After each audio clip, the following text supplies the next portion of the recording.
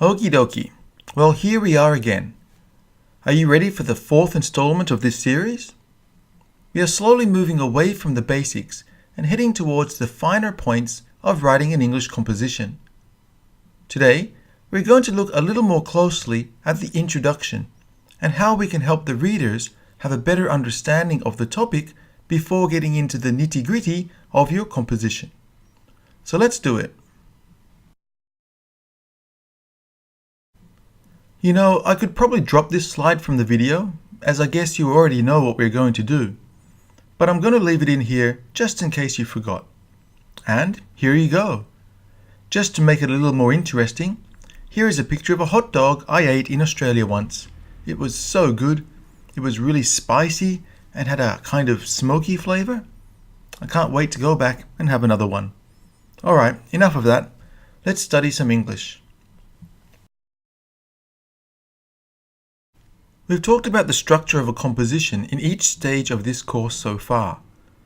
We should know that a composition looks like a hamburger and that we need to use clear paragraphs throughout the composition. Also, our paragraphs should have separate topics. If we like, we can use subtitles to make those topics crystal clear. We also talked about keeping your audience in mind and who is actually going to be reading your composition. One way we can keep the audience in mind is by giving some background information in the introduction. That is the main point for this week. So this is what we have. I've mentioned before that the introduction usually takes up about 15% of the entire composition. Within that introduction, you should be aiming for two main parts. First, you give some background information about the topic. This is to help the reader see the wider picture before getting into the main topic. Then, the overall purpose for writing the composition is shown in the last sentence or two of the introduction. This is better known as the thesis statement. So for example, if we were writing a composition about strawberries, in the first 80% or so of the introduction, we would probably write about fruit in general. Then, strawberries would be first mentioned in the thesis statement. Let's go back and have a quick look at the three compositions we've seen in this series so far and see how the introductions have been written and whether they have been following this pattern.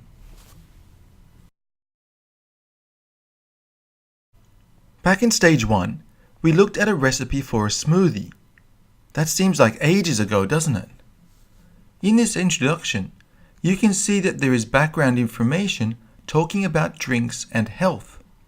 The topic of smoothie does come up fairly quickly, but the fact that this is a recipe doesn't appear until the final sentence, that is, the thesis statement. Well, what about the composition about Gaelic football?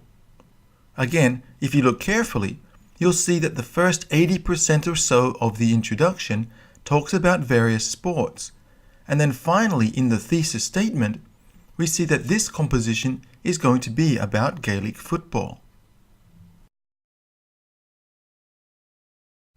And then there was the email. Although this isn't an essay, we still follow the same pattern in the introduction, mentioning the past, then making the main purpose of the email clear in the last sentence. Again, I have an example composition for you to check out this week. You can see that it's about the Hills Hoist. Like the previous compositions we have looked at, we can see straight away that the paragraphs are very clearly shown and they are all a similar length. The introduction and conclusion take up about 15% of the composition, so we can say that the reader should feel comfortable when approaching this composition. We are concentrating on the introduction today, so I'm not going to get into the body or conclusion, but we may come back to them at a later date. I still expect you to read through the entire composition. Let's check the introduction.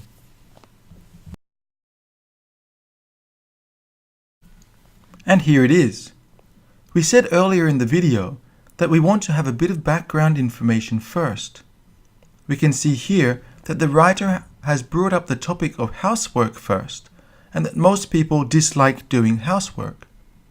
There are a couple of examples in washing the dishes, vacuuming, and then the last one is doing the laundry. By leaving laundry to last, the writer is able to create a segue, that is a smooth transition, to the thesis statement, when we find that the purpose of this composition is to introduce the Hills hoist. Notice that the Hills hoist wasn't even mentioned until the thesis statement. That is a good writing skill, so make sure you take note of that.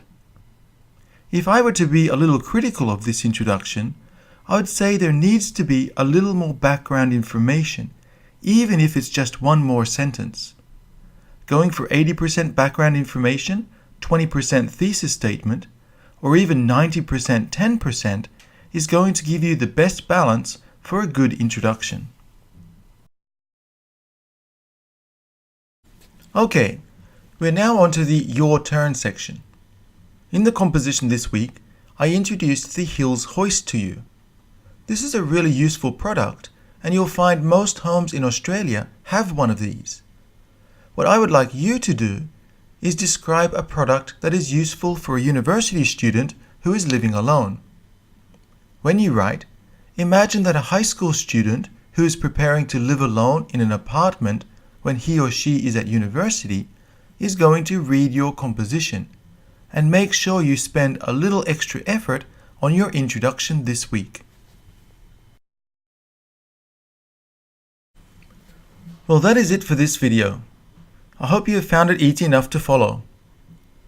We'll follow this usual pattern for our next class, so make sure you are ready for a vocabulary test and have your composition ready to share with your classmates. Till then, ciao!